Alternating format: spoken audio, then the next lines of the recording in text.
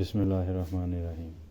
ਇਹ ਗੁਜਰਾਂਵਾਲਾ ਬਾਰ ਦੇ ਵਕੀਲ ਨੇ ਤੇ ਇਸ ਗੱਲ 'ਤੇ ਨਾਅਰੇ ਲਾ ਰਹੇ ਨੇ ਕਿ ਗੁਜਰਾਂਵਾਲਾ ਜਿਹੜਾ ਟੋਲ ਪਲਾਜ਼ਾ ਹੈ ਉਹਦੇ 30 ਰੁਪਈਏ ਜਿਹੜਾ ਟੈਕਸ ਦੇਣਾ ਪੈਂਦਾ ਸੀ ਇਹਨਾਂ ਦੀਆਂ ਗੱਡੀਆਂ ਨੂੰ, ਉਹ ਮਾफ़ ਹੋ ਗਿਆ। 30 ਸਾਲ ਤੋਂ ਜ਼ਿਆਦਾ ਉਮਰ ਹੈ ਔਰ 30 ਰੁਪਏ ਮਾफ़ ਹੋਣ ਤੇ ਕਹਿ ਰਹੇ ਨੇ ਵਕਲਾ ਜ਼ਿੰਦਾ ਨੇ।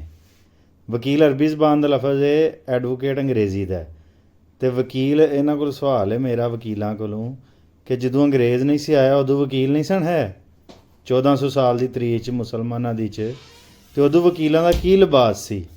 ਅਤੇ ਉਹ ਵਕੀਲ ਐਡਵੋਕੇਟ ਨਹੀਂ ਸਨ, ਉਹ ਵਕੀਲ ਸਨ। ਉਹ ਵਕੀਲ ਕਿਹੜੇ ਕਾਨੂੰਨ ਦੇ ਮੁਤਾਬਕ ਫੈਸਲੇ ਕਰਵਾਉਂਦੇ ਹਨ?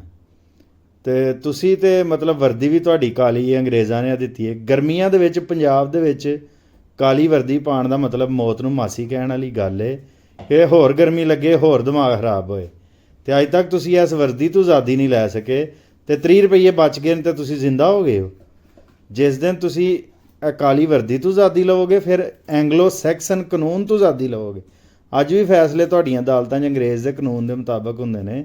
ਜਿਸ ਦਿਨ ਤੁਹਾਨੂੰ ਵਕਾਲਤ ਕਰਨ ਵਾਸਤੇ ਕੁਰਾਨ ਪੜ੍ਹਨਾ ਪਏਗਾ, ਫਿਕਾ ਪੜ੍ਹਨੀ ਪਏਗੀ, ਉਸ ਦਿਨ ਤੁਸੀਂ ਆਜ਼ਾਦ ਹੋ ਗਏ। ਹਾਲੇ ਤਾਂ ਤੁਹਾਨੂੰ ਇੰਗਲਿਸ਼ ਦੇ ਵਿੱਚ ਐਂਗਲੋ ਸੈਕਸਨ ਕਾਨੂੰਨ ਪੜ੍ਹਨਾ ਪੈਂਦਾ।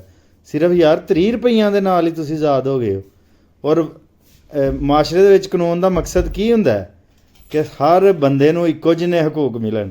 ਇਹ ਤਾਂ ਨਹੀਂ ਹੈ ਕਿ ਜਿਨ੍ਹਾਂ ਨੇ 4 ਕਿਤਾਬਾਂ ਪੜ੍ਹ ਲਈਆਂ ਨੇ ਅੰਗਰੇਜ਼ੀ ਦੀਆਂ ਕਾਨੂੰਨ ਦੀਆਂ, ਉਹ ਵੀ ਗੈਰ ਦਾ ਕਾਨੂੰਨ ਹੈ, ਅੰਗਰੇਜ਼ ਦਾ ਕਾਨੂੰਨ ਹੈ, ਉਹ ਆਪਣੇ ਵਾਸਤੇ ਹੱਕ ਲੈ ਕੇ ਖੁਸ਼ ਹੋ ਰਹੇ ਨੇ।